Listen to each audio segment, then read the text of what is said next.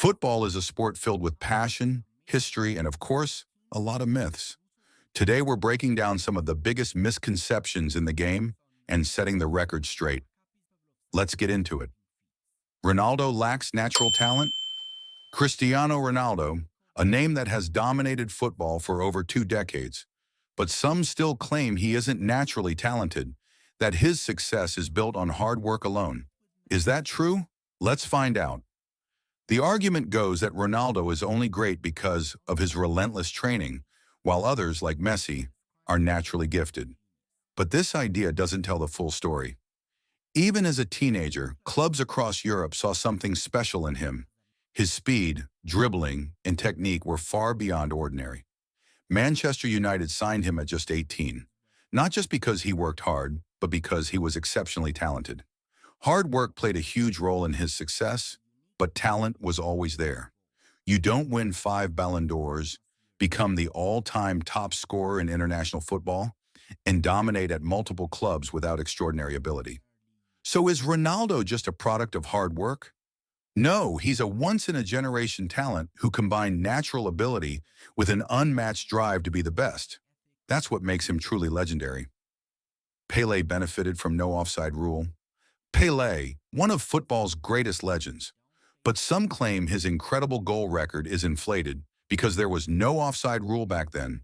Is this fact or just another football myth? Let's break it down. The truth?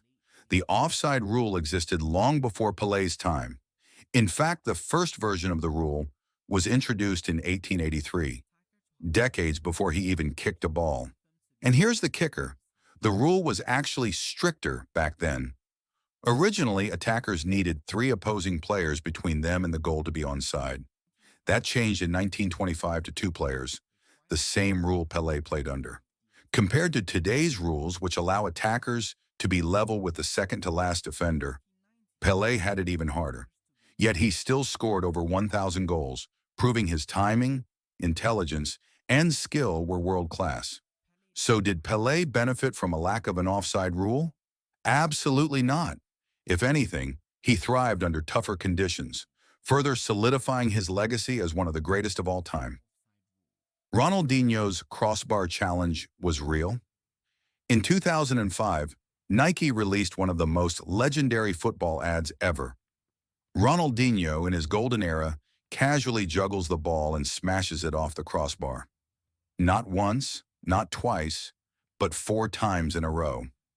Many believed it was real. But was it? This ad was so mesmerizing that it became the first ever YouTube video to hit 1 million views.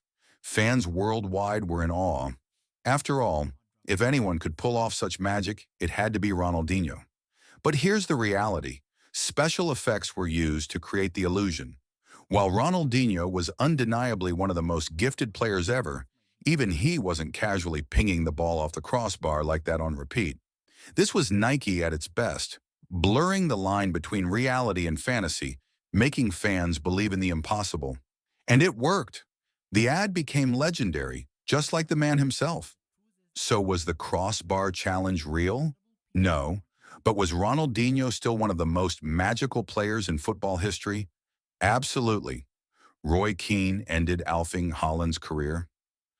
Roy Keane's brutal challenge on Erling Haaland in 2001 is one of the most infamous tackles in football history. Many believe this moment ended Haaland's career. But is that really what happened? Keane admitted in his autobiography that the tackle was an act of revenge. 4 years earlier, Haaland accused Keane of faking an injury, when in reality Keane had torn his ACL. But here's what many don't realize. Haaland actually played just 4 days after Keane's challenge. If his career had ended right then, how was he back on the pitch almost immediately? The real twist, Haaland's long-term injury wasn't even on the knee Keane tackled. Later that summer, he had surgery, but on his left knee, not the right one. Haaland continued to battle injuries and never played a full 90 minutes in England again. But he didn't retire until 2003, 2 years after Keane's tackle. By then, he was already in his 30s, an age when many players hang up their boots. So did Roy Keane's tackle end Haaland's career? No, it was brutal, it was personal. But Haaland's retirement was due to long-term injuries and age, not just one moment of revenge. Giroud ruined Ozil's assist record.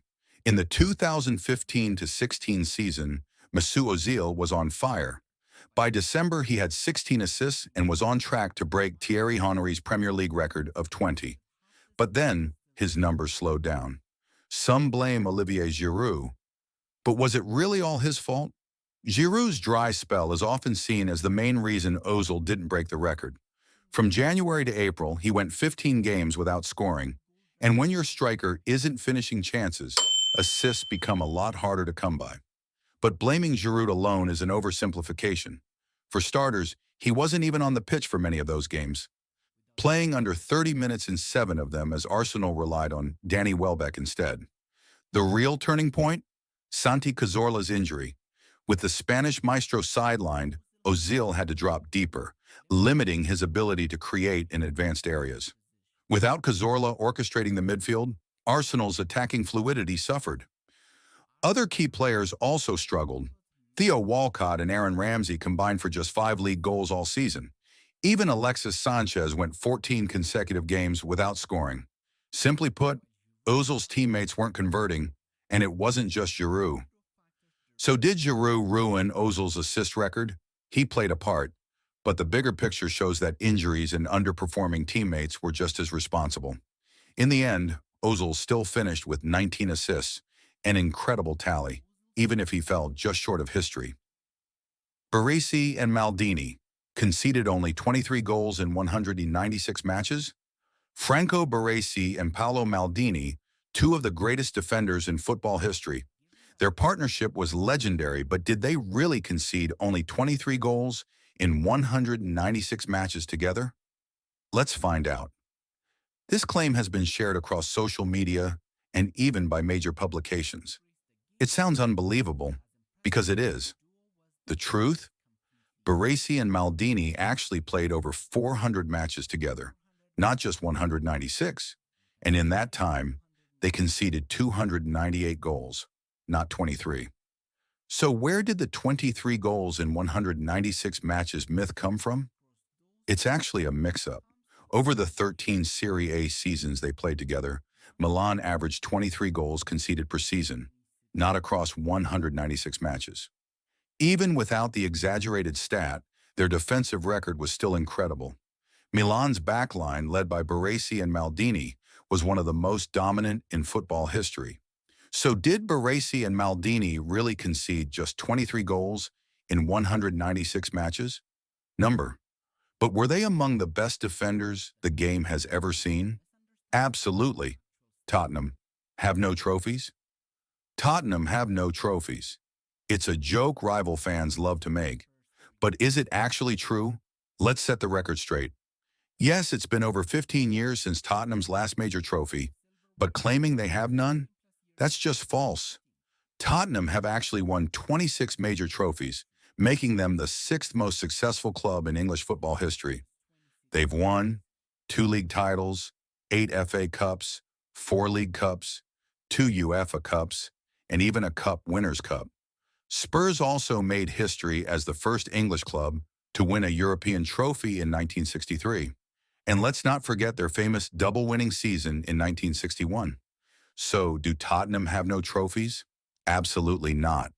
While their recent drought is frustrating, their history is far more decorated than many believe. Football myths spread fast, but facts always win in the end. Have you heard any other football myths that need debunking? Let us know in the comments. Like and subscribe for more football stories.